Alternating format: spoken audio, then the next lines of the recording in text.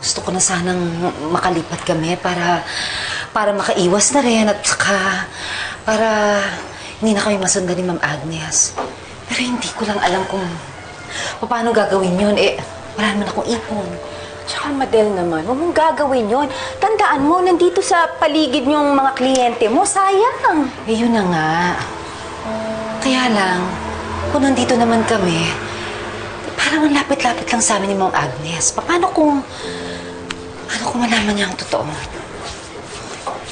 Madel, ilang beses ko bang sasabihin sa'yo, hindi mo matatakasan ng kasalanan mo?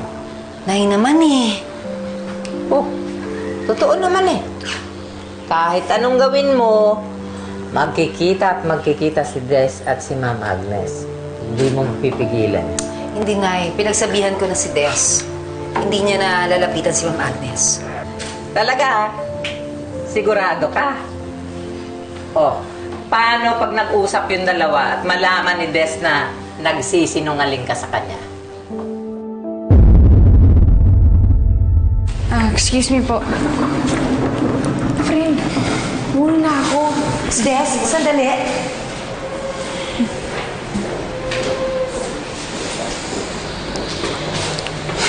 Des, may problema ba? Hindi ko maintindihan kung bakit sa tingin niyo kakausapin ko pa kayo pagkatapos ng ginawa niyo sa nanay ko. Des, ano sinasabi mo? Hindi ba pinagbintangan niyo siyang magnanakaw? Ha? Wala akong sinasabing ganon. Saan mo yan narinig? Kanino mo yan narinig? Sa nanay ko. Siya mismong nagsabi sa akin. At ba't naman niya sasabihin yun? Dahil yun ang ginawa niyo, di ba? Pinagbintangan niyo siya, pinahiya. Des, wala akong ginagawang ganyan. At hindi ko gagawin yun sa nanay mo. Bakit naman sasabihin ng nanay ko kung hindi yun ang nangyari? Hindi ko alam, pero alam mo, Des, walang nangyayaring ganyan. Wala akong ginagawang ganyan sa nanay mo. Hindi ko alam, Des, kung bakit nagsisinungaling sa'yo si Madel. Pero walang nangyaring ganyan. Sana naman maniwala ka sa akin. Hindi ko yung ginawa sa nanay mo. Hindi, Nay. Hindi ako susuwayin ng anak ko. Hindi niya nakakausapin si Ma'am Agnes. Huwag kang masyadong kampante. Baka nakakalimutan mo. Totoong mag-ina yung dalawang yon. At kahit noon pa man, may lukso ng dugo na sila sa isa. Hindi, Nay. Hindi gagawin sa akin yan ng anak ko. Ako nagpalaki sa kanya. Ako ang kinikilala niyang ina. Pero si Ma'am Agnes nga nanay niya Yung totoong nanay niya. At kahit hindi nila alam yon, nararamdaman nila yon. Tama na, Nay! Tumigil ka na nga! Tigilan mo na yung mga sinasabi mo sa akin. Kilala ko si Des. Alam ko ako mas paniniwalaan niya kaysa kay Agnes. Sige. Pahala ka kung anong gusto mong isipin.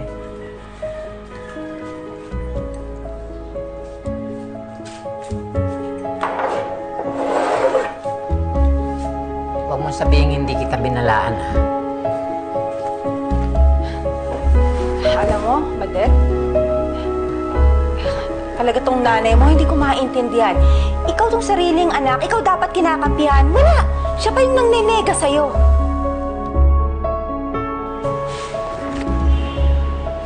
Des, sandali! Des, hindi ko alam kung bakit ako sinisiraan ni Madel sa'yo.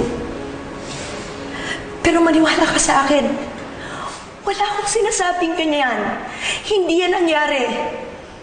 Kung ayaw mo na akong kausapin, gusto mo na akong iwasan, okay lang. Pero sana, Des, maniwala ka.